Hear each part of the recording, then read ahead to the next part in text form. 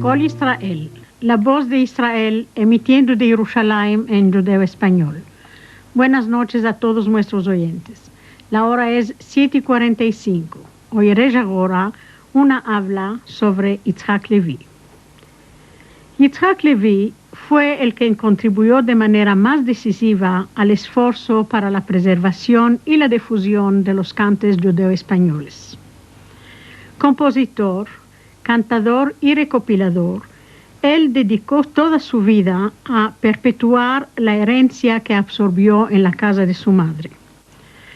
Él fue, buscó, descubrió y notó de todo judío español, de cualquier comunidad, Salónico, Tánger, Ámsterdam, Sarajevo, Izmir, Sofía, Jerusalén y más, romanzas, cantigas y liturgia. Estos cantes se oyen hoy día en el mundo entero, a veces de su voz de baritón maravillosa y de boca de muchos otros cantadores.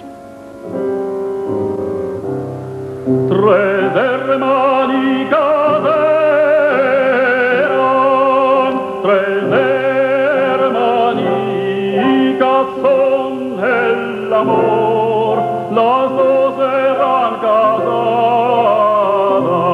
en amor, la chica perdición, las dos eran casadas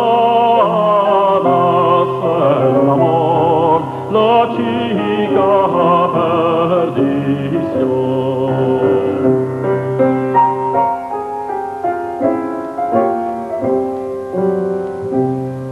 Su padre don Rodrigo Castillo la metió el amor, que olvide amor es el amor que cubre